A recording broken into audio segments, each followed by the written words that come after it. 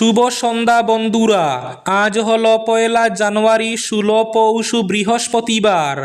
আজকের সন্ধ্যার বিশেষ বিশেষ খবরগুলি হলো, আজ নতুন বছরে বেশ কয়েকটি বড় ঘোষণা মুখ্যমন্ত্রীর। আগামী 20 ফেব্রুয়ারি একসঙ্গে 8,000 টাকা করে পাবেন অরুণোদয় মহিলারা। জানুয়ারি মাসে অরুণোদয়ের টাকা দেওয়া হবে না। জানুয়ারি থেকে এপ্রিল এই 4 মাসের টাকা একসঙ্গে 5,000 টাকা এবং বিশেষ বিহুর উপহার আরও 3,000 টাকা। এই একসঙ্গে 8,000 টাকা আগামী 20 ফেব্রুয়ারি অ্যাকাউন্টে দেওয়া হবে। আজ ঘোষণা মুখ্যমন্ত্রী হিমন্ত বিশ্ব শর্মার। আগামী 1 ফেব্রুয়ারি থেকে শুরু হবে বাবু প্রকল্প। 2,000 টাকা করে মাসে লাভ করবেন স্নাতকোত্তর ছাত্ররা। স্নাতক ছাত্ররা আগামী 1 ফেব্রুয়ারি থেকে লাভ করবেন 1,000 টাকা করে। আজ ঘোষণা মুখ্যমন্ত্রীর। বৃদ্ধ পেনশন 250 টাকার পরিবর্তে 400 টাকায় বৃদ্ধি করা হয়েছে। জানুয়ারি মাস থেকে পাবেন এই লাভ। আগামী 3 জানুয়ারি থেকে আবার উচ্ছেদ অভিযান শুরু হবে আসামে। বেদখলমুক্ত করা হবে 1,40,000 বিঘা জমি। আজ ঘোষণা মুখ্যমন্ত্রী হিমন্ত বিশ্ব শর্মার। কুরআন হাতে নিয়ে শপথ, ইতিহাস গড়লেন জোহরান মামদানি। হাতে রইল পবিত্র কুরআন। নিউ ইয়র্কের প্রথম মুসলিম মেয়র হিসাবে শপথ নিলেন জোহরান মামদানি। অসমের শিক্ষা ইতিহাসে এক গৌরবোজ্জ্বল অধ্যায়। আজমল সুপার 40-র সাফল্য। নিট উত্তীর্ণ 550-এর বেশি শিক্ষার্থীকে সংবর্ধনা। বছরের প্রথম দিনে বিরাট ধাক্কা, 111 টাকা বেড়ে গেল এলপিজি সিলিন্ডারের দাম। নতুন বছরে নতুন নিয়ম, আরও দাম বাড়বে এসি ফ্রিজের। আজ থেকে আগামী 15 জানুয়ারি পর্যন্ত শিলচর বাঙ্গাই চাংপাও ট্রেন বাতিল ঘোষণা। ভোটার তালিকায় চুরি হচ্ছে, ইভিএমে নয়, কমিশনকে কাঠগড়ায় তুললেন অভিষেক। 30 আসনে প্রার্থী দেবে এআইইউডিএফ, লক্ষ্য হিমন্তকে আটকানো, বললেন মৌলানা বদরুদ্দিন আজমল। ডিজিটাল জনগণনা, আজ থেকে প্রশাসনিক সীমানা ফ্রিজ। এবং শেষ খবরটি, 15 বছরের খরা কাটিয়ে উত্তর করিমগঞ্জে ফুটবে পদ্ম। দাঁড়িয়ে বড় দাবি সাংসদ কনাদপুর কায়স্থের।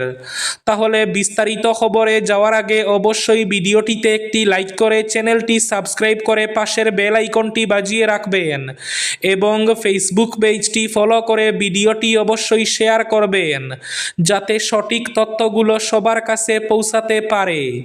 এবার শুনুন আজকের খবরগুলির বিস্তারিত। প্রথম খবর, আজ নতুন বছরের প্রথম দিনের জন্য অপেক্ষা করছিলেন রাজ্যের লাখ লাখ মহিলারা। আজ নতুন বছরের প্রথম দিন 1 জানুয়ারি।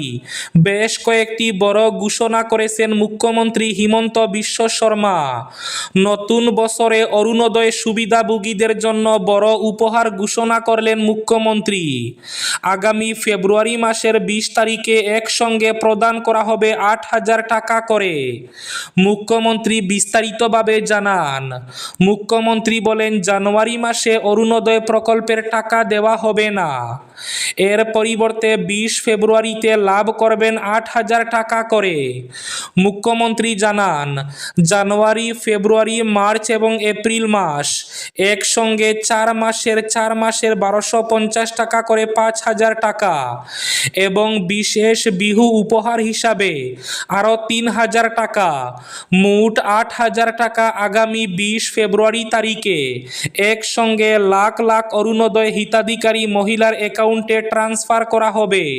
জানুয়ারি মাস থেকে এপ্রিল মাস 4 মাসের টাকা একসঙ্গে 20 ফেব্রুয়ারিতে দেওয়া হবে এবং মে মাস থেকে যথারীতি প্রতি মাসে 1250 টাকা করে অরুণোদয় দেওয়া হবে। ঘোষণা মুখ্যমন্ত্রীর। এদিকে ছাত্রদের দীর্ঘদিনের দাবির পর আজ শুরু হলো বাবু প্রকল্প। আগামী 1 ফেব্রুয়ারি থেকে শুরু হবে বাবু প্রকল্প।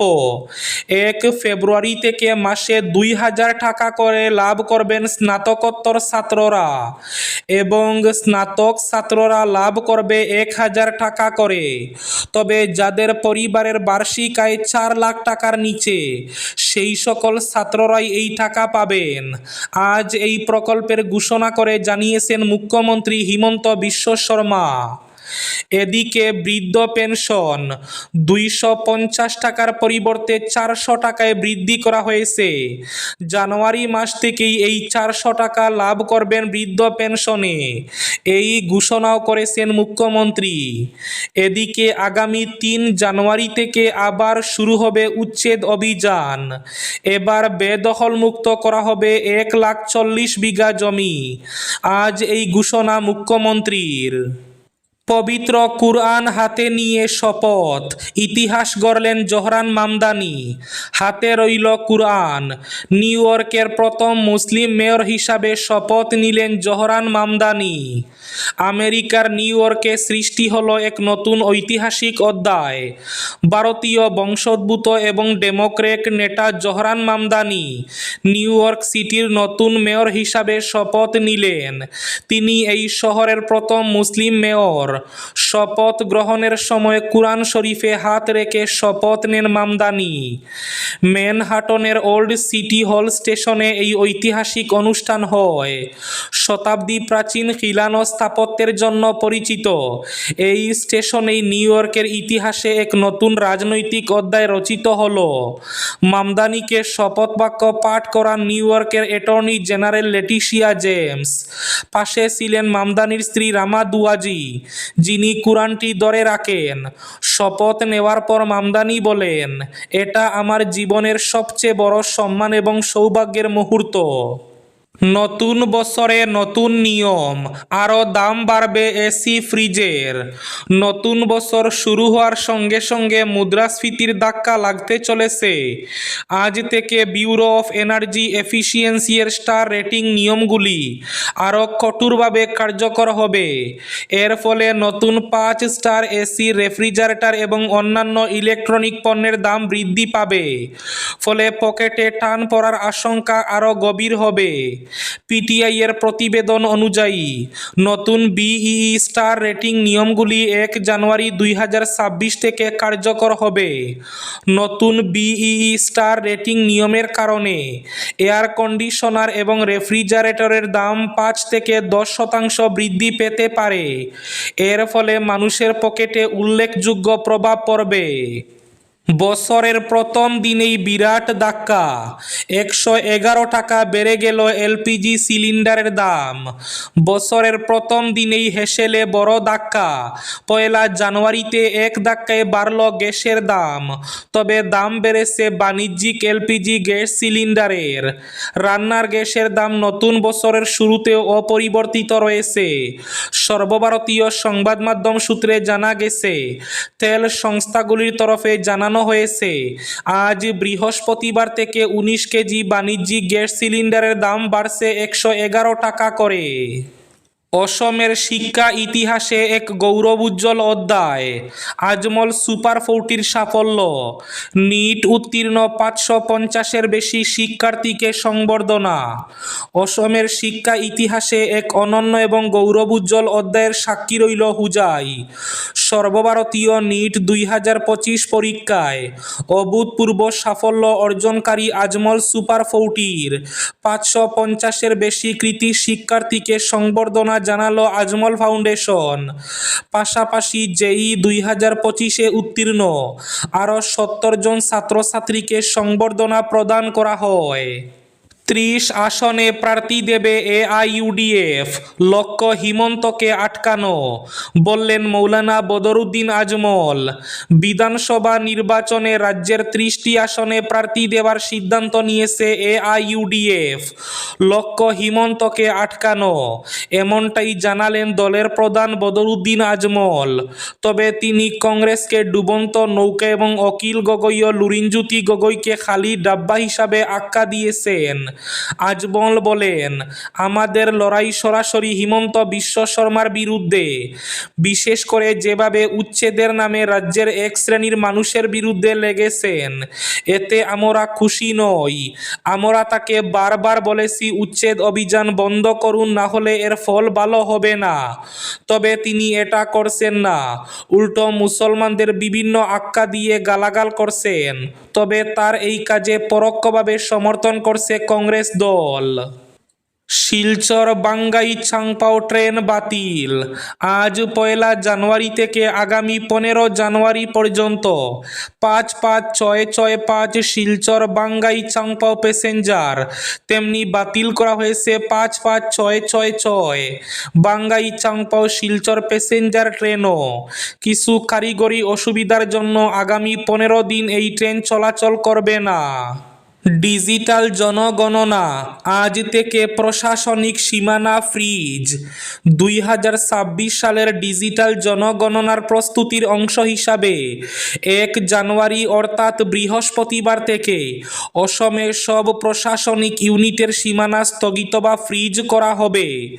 সরকারি সূত্রে জানা গেছে, প্রশাসনিক সীমানা সংক্রান্ত যে কোনো পরিবর্তন হলে তা বুধবারের মধ্যেই সম্পন্ন করা হয়েছে।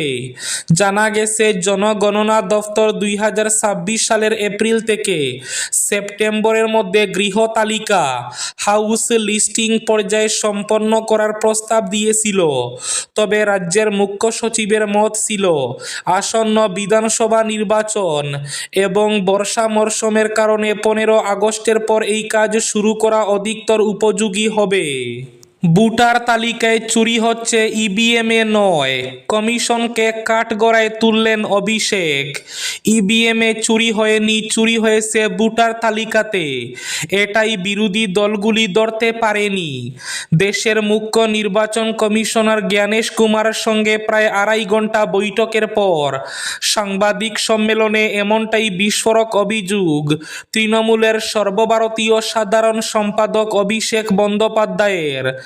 বাংলায় চলতি এসআইআর প্রক্রিয়া সংক্রান্ত 5 দফা প্রশ্ন নিয়ে বুধবার দিল্লিতে নির্বাচন কমিশনের অফিসে 10 জনের প্রতিনিধি দল গিয়েছিলেন অভিষেক।